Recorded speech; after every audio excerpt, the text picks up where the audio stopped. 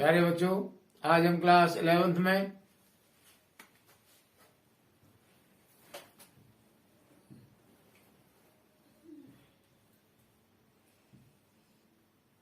Chapter 11 में बता रहे हैं इलिप्स, दीर्घवृत्त,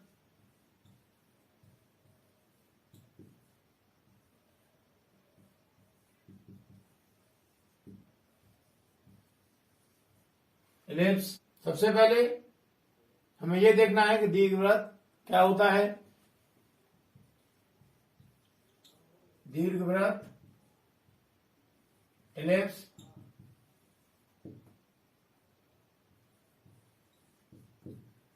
इसकी डेफिनेशन क्या है?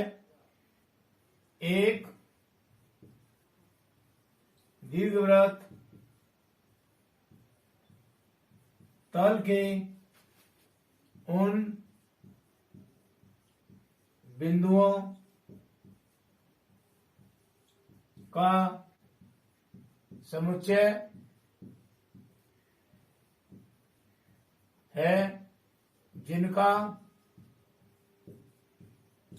तल में दो स्थिर बिंदुओं से दूरी का योग अचर होता है। एक दीर्घवृत्त तल के उन बिंदुओं का समुच्चय है जिनका तल में दो स्थिर बिंदुओं से दूरी का योग अचर होता है। जैसे तल के उन बिंदुओं का समुच्चय, हमारा तल है, ये तल में हमारे बहुत सारे बिंदु हैं जिनका तल में दो स्थिर बिंदुओं से, हमारे तल में यहाँ कोई दो बिंदु है, एक बिंदु ये हो गया, एक बिंदु ये हो गया, दो स्थिर बिंदुओं से, ये बिंदु हमारे स्थिर है, ये हमारे बिंदु कहीं आगे पीछे नहीं चलेंगे, लेकिन ये बिंदु हमारे बहुत सारे हैं, इनका समुच्चय बन गया। तो दो स्थिर बिंदुओं से दूरी का योग अचर होता है। हमने यहां बिंदु एक ले लिया, ये ले लिया P1, यहां बिंदु ये ले लिया हमने P2 और ये एक बिंदु ले लिया हमने P3। ये जो हमारे दो बिंदु हैं इसको हमने ले लिया, एक को ले लिया F1 और इसको ले लिया F2।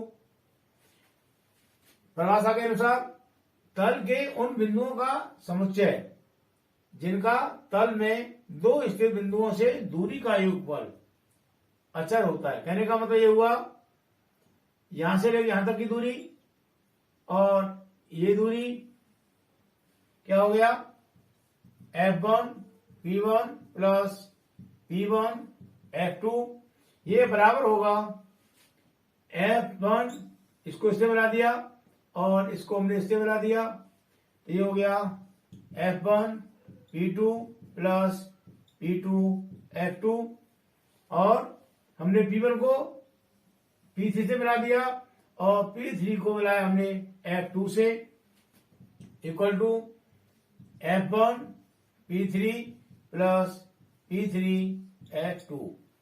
ये इसका मतलब हुआ। क्लियर हो गया? हमारे बिंदु ये हो गए, इनका समुच्चय हो गया। उनमें से हमने ये बिंदु ले लिया, P1 ले लिया, P2 P3 ले लिया।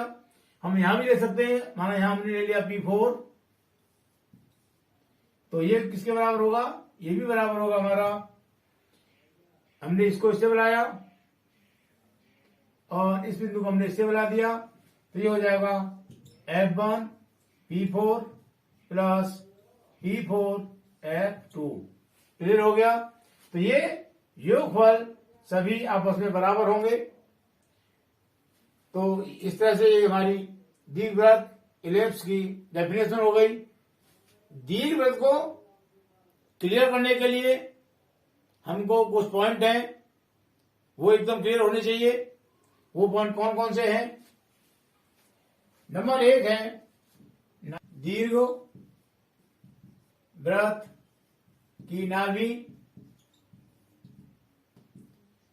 Focus of ellipse. नंबर 2 है दीर्घवृत्त का केंद्र सेंटर ऑफ इलिप्स। नंबर 3 पर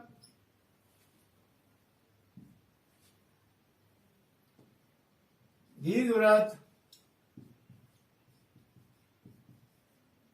के शीर्ष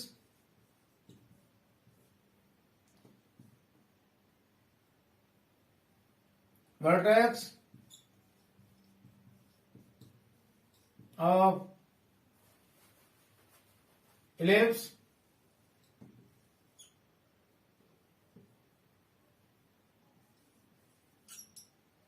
नंबर 4 है दीर्घवृत्त का दीर्घाक्ष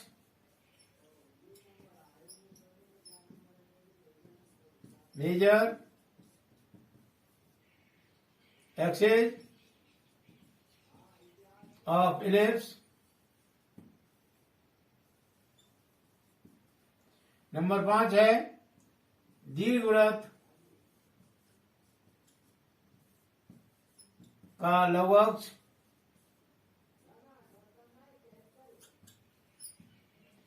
माइनर एक्सिस ऑफ इलिप्स।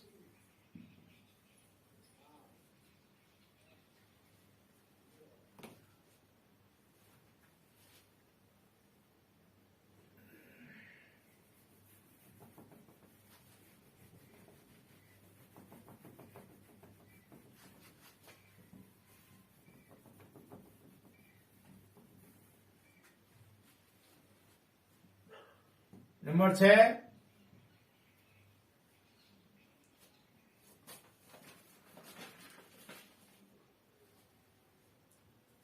अर्ध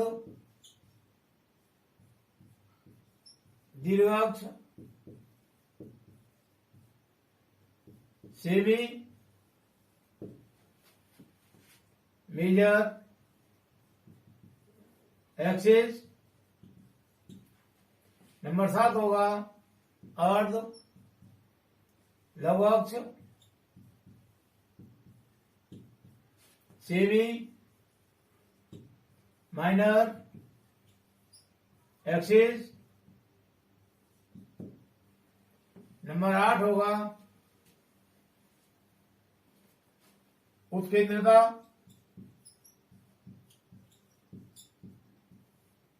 एक्सेंट्रिसिटी।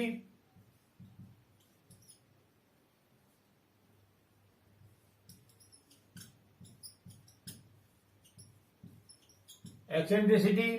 नंबर 9 होगा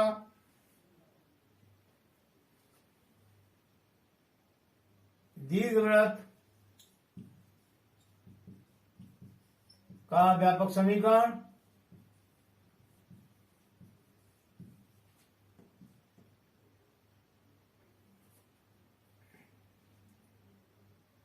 स्टैंडर्ड इक्वेशन ऑफ इलिप्स। और नंबर 10 होगा नाविलम जीवा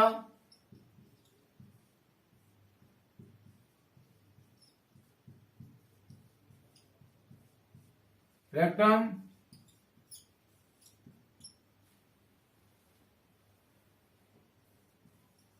लेटस रेक्टम। और नंबर 11 होगा नाविलम जीवा की लंबाई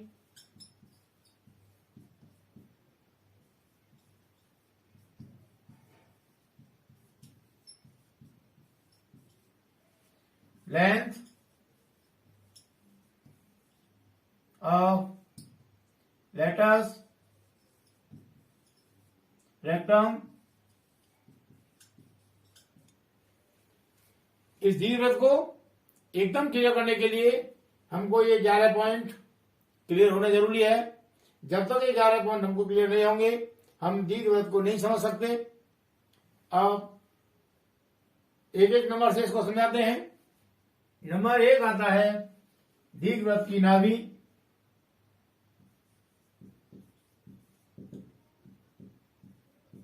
फोकस इसकी डेफिनेशन हो जाएगी तल में स्थिर दो बिंदुओं को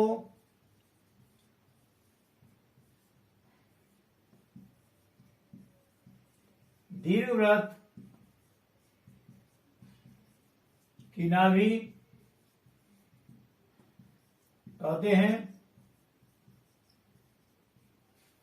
ये हो जाएगा तल में स्थित, ये हमारा तल है, तल में स्थिर दो बिंदुओं, ये दोनों बिंदु हमारे स्थिर हैं F1 और F2। तल में स्थिर दो बिंदुओं को दीर्घवृत्त की नाभि कहते हैं। ये हमारी नाभि F1 हो गई, ये नाभि F2 हो गई। दोनों नाभियों को नाम दे दिया F1 और F2। क्लियर हो गया। नाभि के निर्देशांक होते हैं, नाभि के निर्देशांक F1 के निर्देशांक होंगे -C और 0, और F2 के कोऑर्डिनेट होंगे C और 0। अब आता है नंबर 2, दीर्घवृत्त का केंद्र। नंबर 2 आता है केंद्र, सेंटर। सेंटर यदि हम इसको मिला दें F1 और F2 नाभि को दोनों को मिला दें और इसका मध्य बिंदु निकालने हम ये, तो जो मध्य बिंदु होगा ये इलिप्स का दीर्घवृत्त का सेंटर होगा, जिसको हम लिखेंगे O से। इस तरीके से हमारे केंद्र की डेफिनेशन हो जाएगी नाभियों को मिलाने वाले रेखाखंड के मध्य बिंदु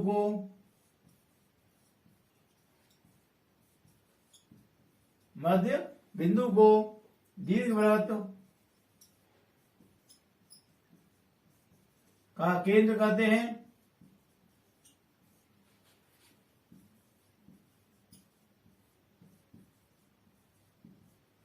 इसे O से दर्शाते हैं।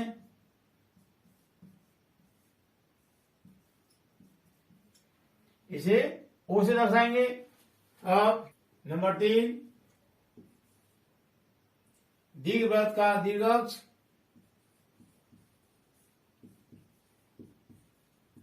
यदि इसको पहले बता देते हैं तो शीर्ष को समझने में और आसानी रहेगी, इसीलिए पहले बताते हैं हम दीर्घअक्ष को। मेजर एक्सिस, दीर्घ वृत्त की नाभियों से जाने वाला रेखाखंड दीर्घवृत्त का दीर्घअक्ष कहलाता है। जैसे ये हमारी नाभि हो गई, क्या लिखा मैंने अभी, दीर्घवृत्त की नाभियों से, ये दीर्घ नाभि हो गई, इन दोनों नाभियों से जाने वाला रेखाखंड, ये हमारा रेखाखंड दोनों नाभियों से होकर जा रहा है। इसको नाम दे दिया हमने A और B, ये बॉन्ड B हो गया, ये बॉन्ड A हो गया। तो दीर्घवृत्त की नाभियों से होकर जाने वाला रेखाखंड दीर्घवृत्त का दीर्घअक्ष कहलाता है। तो ये दीर्घअक्ष हो गया हमारा AB, लिखेंगे इसीलिए दीर्घअक्ष बराबर हो जाएगा AB। क्लियर हो गया। अब नंबर 5, लघु अक्ष, माइनर एक्सिस। ये क्या होता है, ये दीर्घअक्ष हो गया, ये केंद्र हो गया, केंद्र से होकर जाने वाला और दीर्घ अक्ष के लंबवत ये हो जाएगा।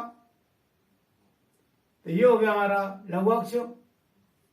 इसको नाम दे दिया हमने सी डी।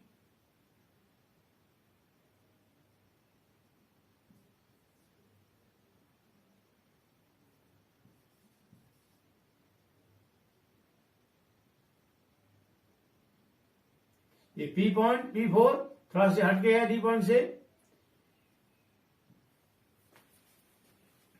इसकी परिभाषा हो जाएगी लघु अक्ष की। दीर्घवृत्त के केंद्र से होकर जाने वाला और दीर्घाक्ष के लंबवत रेखाखंड दीर्घवृत्त का लघु अक्ष कहलाता है। दीर्घवृत्त के केंद्र से होकर जाने वाला और दीर्घ अक्ष के लंबवत रेखाखंड दीर्घवृत्त का लघु अक्ष कहलाता है। ये हमारा केंद्र हो गया, इससे होकर जा रहा है, लेकिन ये दीर्घ अक्ष के परपेंडिकुलर है, लंबवत है। कहने का मतलब एंगल 90 का बन रहा है। तो ये हमारा हो गया लघु अक्ष। इसीलिए दीर्घ वृत्त का लघु अक्ष बराबर होगा CD। अब लेंगे हम शीर्ष दीर्घवृत्त के शीर्ष वर्टेक्स ऑफ इलिप्स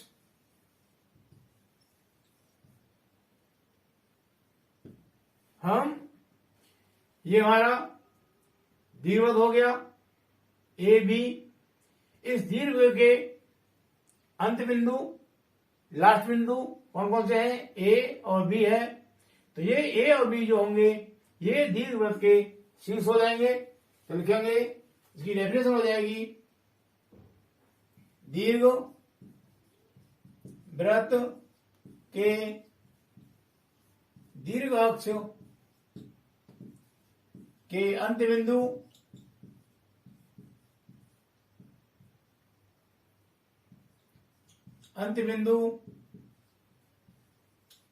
दीर्घवृत्त के शीर्ष कहलाते हैं।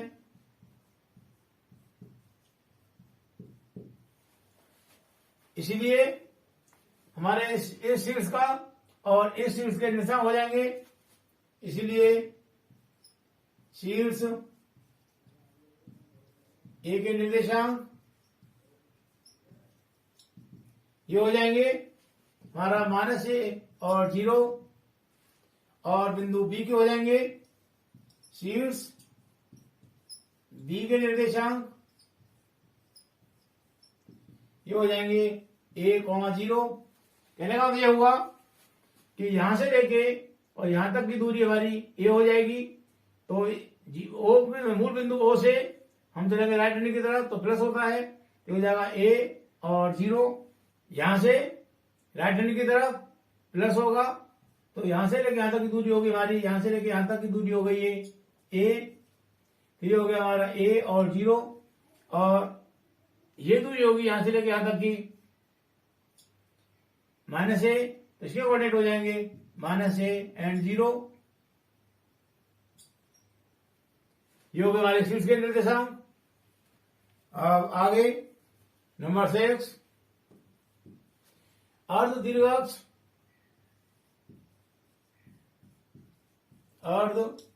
दीर्घाक्ष सेमी मेजर एक्सिस।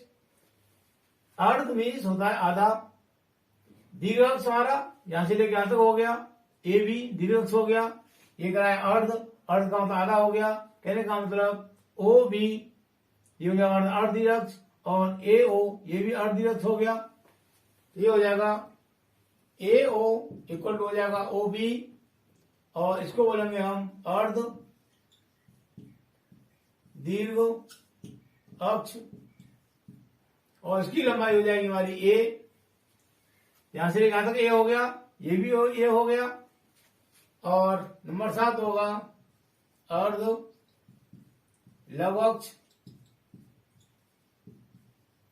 हमारी लघु अक्ष ये है, लघु अक्ष है हमारी सी डी। तो अर्ध लघु अक्ष क्या हो जाएगी, अर्ध लघु अक्ष ये हो जाएगी ओ सी बराबर ओ डी। ये अर्ध हो जाएगा, ये भी अर्ध हो जाएगा क्योंकि पूरा है। सी डी अर्धदीर्घ, ये हमारा सी डी लघु अक्ष हो गया। अर्ध लघु अक्ष कह रहा है तो ये आधा ये हो गया, आधा ये हो गया। क्लियर। इसी तरीके से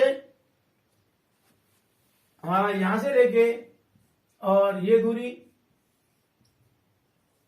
इसको मानेंगे हम बी और इसी तरीके से ये दूरी हमारी होगी माइनस बी। इस ओ बिंदु से और बिंदु सी तक की दूरी ये बी हो गई और बिंदु ओ से डी तक की दूरी ये नीचे को है तो माइनस में आएगी। इस तरह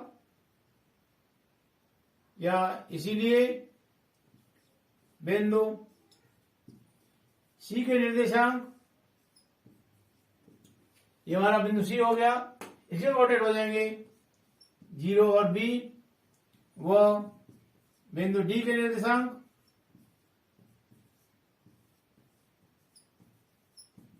ये हो जाएंगे 0 और माइनस बी। इसके कोऑर्डिनेट हो गए हमारे 0 और माइनस बी और इसके सी के हो गए 0 और बी। अब आता है उत्केंद्रता।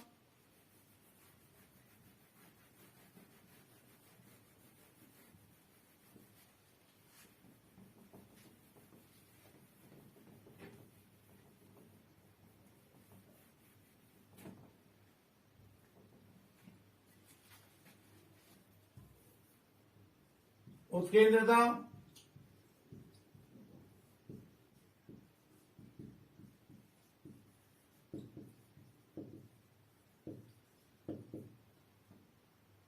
दीर्घ वृत्त की उत्केंद्रता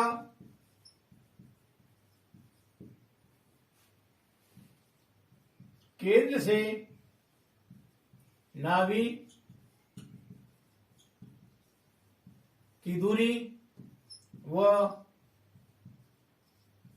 केंद्र से शीर्ष की दूरियों के अनुपात को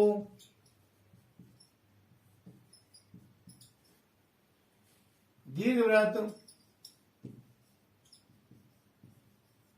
की उत्केंद्रता कहते हैं। उत्केंद्रता को हम दर्शाते हैं ई से, लिखेंगे उत्केंद्रता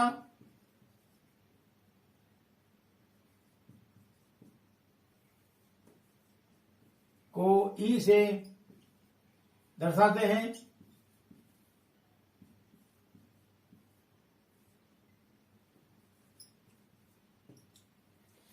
क्या हुआ इसका मतलब, दीर्घवृत्त की उत्केंद्रता केंद्र से नाभि की दूरी, ये हमारा केंद्र हो गया, ये हमारी नाभि हो गई। तो केंद्र से नाभि की दूरी ये क्या है, ये हो गई हमारी सी। यहां से यहां तक ये सी हो गया। वह केंद्र से शीर्ष की दूरी, केंद्र से शीर्ष हमारा ये हो गया, यहां से लेकर यहां तक इसकी दूरी दे रखी हमने ए। इन दूरियों का अनुपात, कहने का मतलब उत्केंद्रता ई हो गई हमारी सी अपॉन ए। सी हो गई केंद्र से नाभि की दूरी और ए हो गई केंद्र से शीर्ष की दूरी। क्लियर हो गया। इस तरह से फॉर्मूला बन गया हमारा उस केंद्रता का E equal to c upon a. आगे वृत्त की नाभि, ये F1 के हो जाएंगे कोऑर्डिनेट, नाभि F1 के निर्देशांक, यहां से आना दूरी है माइनस में आएगी क्योंकि मूल बिंदु से लेफ्ट साइड में है। जैसे ये है, ये मूल बिंदु हो गया हमारा, और ये x डैश y डैश, तो यहां से इधर चलेंगे तो प्लस होता है, यहां से लेफ्ट साइड चलेंगे तो माइनस होता है, और मूल बिंदु से आएंगे ऊपर की तरफ तो प्लस होता है, और मूल बिंदु से आएंगे नीचे की तरफ तो ये माइनस होता है। ये तो हाई स्कूल में हो गया हमारा निर्देशांक ज्यामिति में, कोऑर्डिनेट में। तो हम मूल बिंदु से आ रहे हैं इधर लेफ्ट साइड में तो माइनस हो जाएगा, लेकिन यहां से लेके यहां तक की दूरी सी होती है, ये हो जाएगा हमारा माइनस के सी और 0। और दूसरी नाभि F2 के निर्देशांक, यहां से मूल बिंदु से चलेंगे हम राइट हैंड की तरफ तो ये प्लस होगा, ये हो जाएगा C, 0। ये हो गए दीर्घवृत्त की नाभि के निर्देशांक। अब दीर्घवृत्त का व्यापक समीकरण, दीर्घवृत्त का व्यापक समीकरण, standard equation of ellipse. Number 1 होता है x square upon a square plus y square upon b square equal to 1।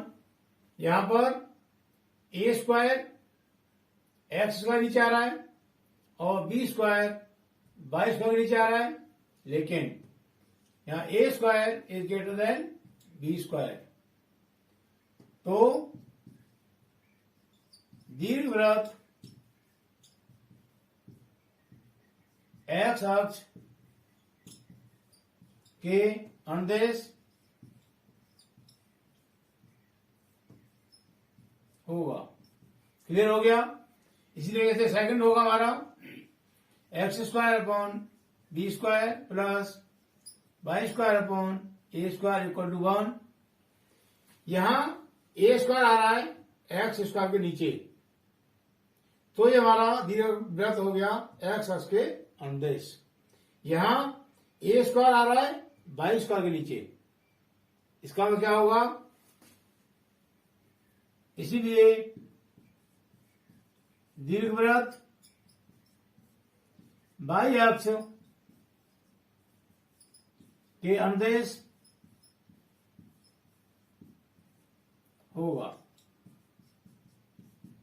Clear हो गया।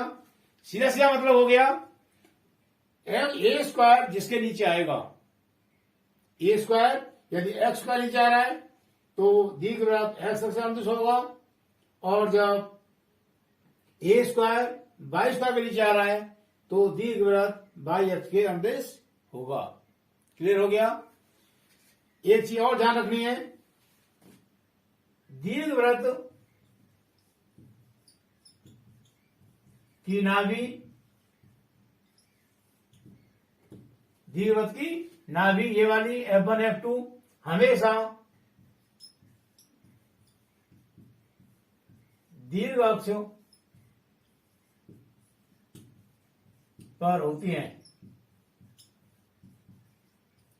ये चीज तुमको हमेशा ध्यान रखनी है कि दीर्घवृत्त की नाभि हमेशा दीर्घ अक्ष पर होती हैं, नाभि कभी लघु अक्ष पर नहीं होंगी। क्लियर हो गया।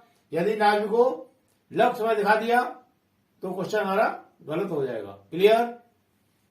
आगे अब आता है नंबर 10, नाभि लंब जीवा।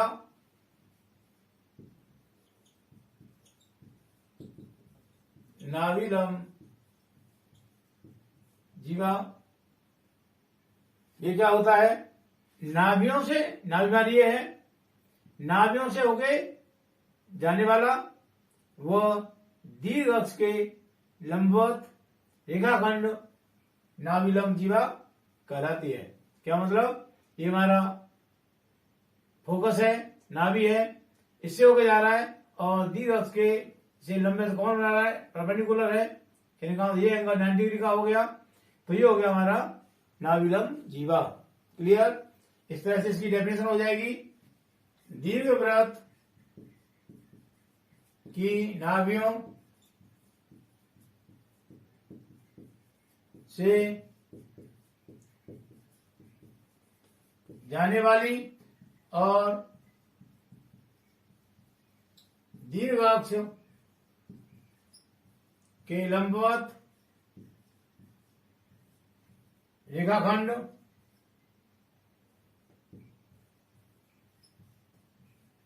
जिसके अंत बिंदु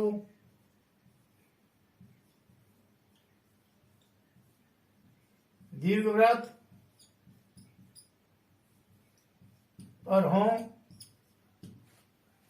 नाभिलंब जीवा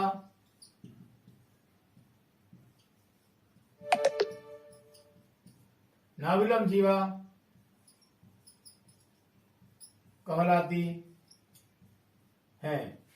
क्लियर हो गया? इस तरह से हमारी ये हो गई नाभिलंब जीवा, इसको नाम दे दिया हमने पी क्यू, और एक हो गई हमारी ये, इसको नाम दे दिया हमने आर और एस। इसलिए नाभिलंब जीवा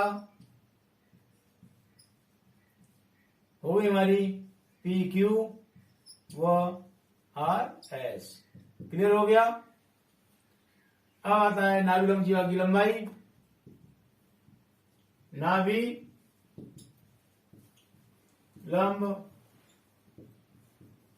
जीवा की लंबाई ये हो जाएगी 2b² a। क्लियर हो गया? हमारा चाहे दीर्घवृत्त इस कंडीशन का हो x² a² plus y² b² equal to 1, या x² b² plus y² a² equal to 1, इन दोनों में से किसी भी कंडीशन का हो हमारा दीर्घवृत्त, दोनों कंडीशनों में नाभिलंब जीवा की लंबाई होगी 2b² a। क्लियर हो गया? एक चीज और ध्यान रखनी है, हमारा जो सिलेबस है 11th का, इसमें कोई भी दीर्घवृत्त होगा हमारा, उसका जो केंद्र होगा ये मूल बिंदु होगा, और ये जो शीर्ष हैं ये दीर्घवृत्त पर स्थित होंगे। अगर कोई दीर्घवृत्त ऐसा होता है जिसका केंद्र मूल बिंदु नहीं हो, या हमारे जो शीर्ष हैं ये दीर्घवृत्त पर ना हो, तो इस तरह के क्वेश्चन हमारे इस 11th का सिलेबस से बाहर है। जो आगे आएगा 12th से आगे उसमें आएगा, लेकिन 11th के सिलेबस में प्रत्येक क्वेश्चन हमारा ऐसा होगा कि ये जो नाभि दीर्घवृत्त का केंद्र है ये मूल बिंदु होगा। क्लियर? इस तरह से ये सारे पॉइंट याद करने हैं, समझने हैं अच्छी तरह से।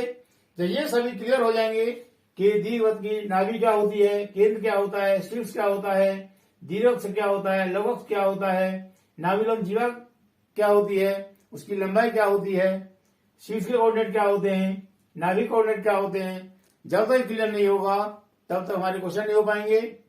इसीलिए तुमको पूरा याद करना है। इस एक्सरसाइज के क्वेश्चन हम नेक्स्ट वीडियो में करेंगे।